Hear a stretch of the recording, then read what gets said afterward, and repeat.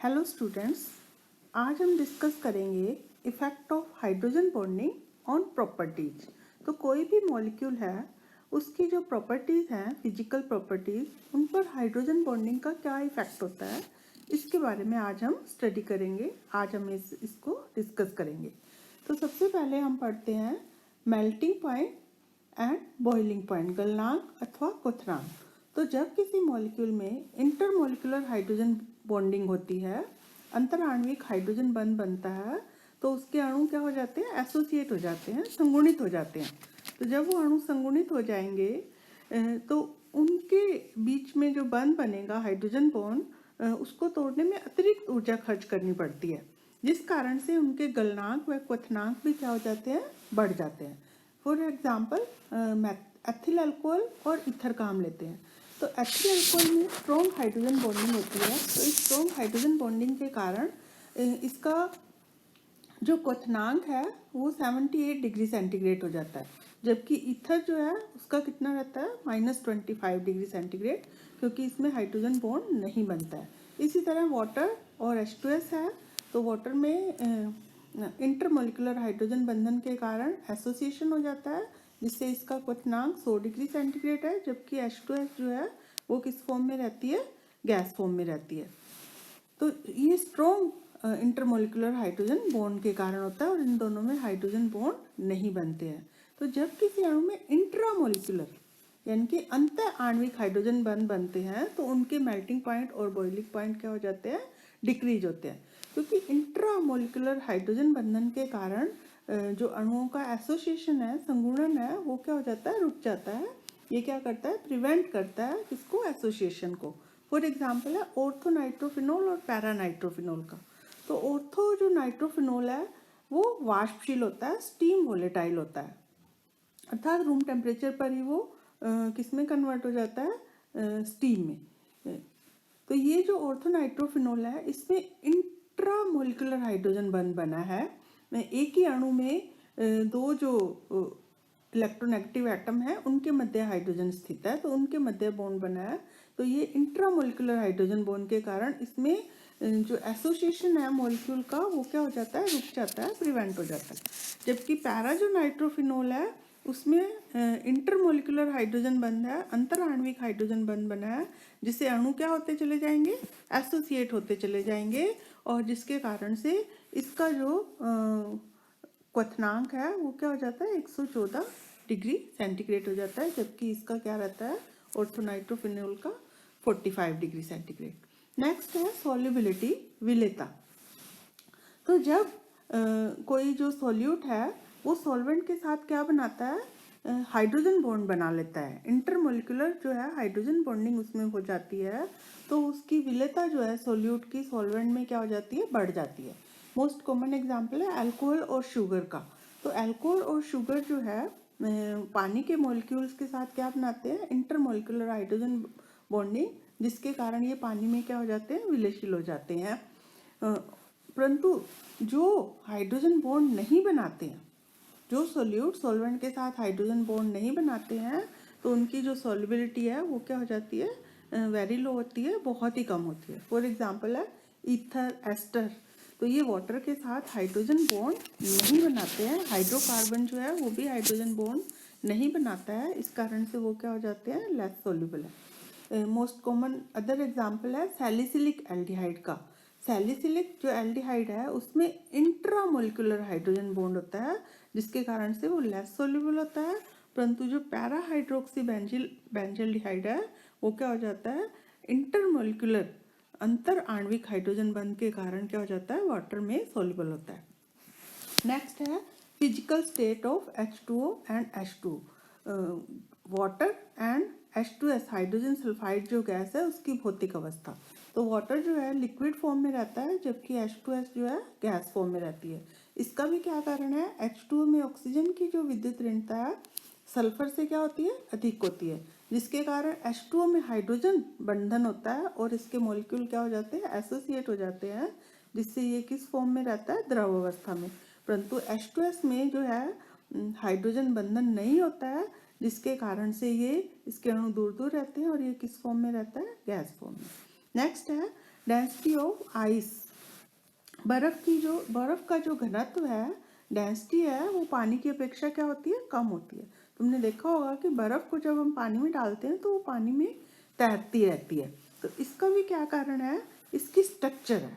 तो जब आइस बनती है तो आइस बनते समय क्रिस्टल में क्या होता है, एक जो H2O का मॉलिक्यूल है वो 4 वाटर मॉलिक्यूल से टेट्राहेड्रल शेप में क्या होता है, जुड़ा रहता है। अर्थात एक जो ऑक्सीजन है वो 4 हाइड्रोजन से जुड़ी हुई है, देखो, जिसमें से 2 तो क्या है, कोवेलेंट बॉन्ड है, और 2 ये क्या है, हाइड्रोजन बंद है। ये जो कोवेलेंट बॉन्ड है ये क्या होते हैं, स्मॉल होते हैं, और ये क्या होते हैं, लॉन्गर होते हैं। तो जिसके कारण से इनके बीच में क्या हो जाता है, बहुत ही खाली स्पेस हो जाता है, वेकेंट स्पेस हो जाता है, जिसके कारण से ये जो इसका वॉल्यूम जो होगा वो क्या हो जाएगा, बढ़ जाएगा, इंक्रीज हो जाएगा। तो घनत्व किसके बराबर होता है, m/v के। तो जब v का मान कम हो जाएगा तो इसका घनत्व जो है वो क्या हो जाएगा, कम हो जाएगा। अर्थात डेंसिटी जो है आइस की क्या होती है, लेस होती है देन वाटर। इसी कारण से ये जो है बर्फ जो है पानी के ऊपर तैरती रहती है। नेक्स्ट है contraction in water when it is warm from 0 to 4 degree centigrade.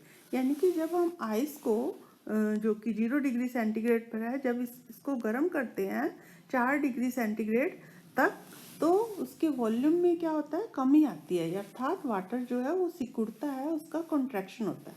तो इसका भी क्या कारण है, ऊपर हमने पढ़ा है अभी कि आइस की स्ट्रक्चर में काफ़ी वेकेंट स्पेस होता है हाइड्रोजन बंध बनने के कारण, जिसके कारण से उसका वॉल्यूम क्या होता है, बहुत अधिक होता है। परंतु जैसे ही हम इसको गर्म करते हैं तो इसका वॉल्यूम जो है, आयतन जो है वो क्या होने लगता है, कम होने लगता है। क्यों कम होने लगता है, क्योंकि जो आइस में हाइड्रोजन बंध बने थे वो क्या होते हैं, टूटते हैं गर्म करने पर, जिससे H2O के जो मॉलिक्यूल हैं वो क्या आ जाएंगे, एक दूसरे के पास पास आ जाएंगे।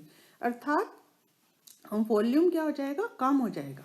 अर्थात वाटर का क्या हो जाएगा, कॉन्ट्रैक्शन होता है, और उसका जो घनत्व है वो क्या हो जाता है, इंक्रीज हो जाता है। तो 4 डिग्री सेंटीग्रेड ताप पर जो वॉल्यूम ऑफ वाटर है वो क्या होता है, मिनिमम होता है, क्योंकि गर्म किया, हाइड्रोजन बॉन्ड टूट गए, जिससे अणु क्या हो जाएंगे, एक दूसरे के पास पास, परंतु उसकी जो डेंसिटी है वो क्या होती है, मैक्सिमम होती है। नेक्स्ट है molecular weight of acetic acid. तो एसिटिक एसिड का अगर हम फॉर्मूला देखें तो इसका मॉलिक्यूलर वेट जो है 60 होना चाहिए, परंतु हाइड्रोजन बंध के कारण ये क्या रहता है, डाइमर के रूप में रहता है।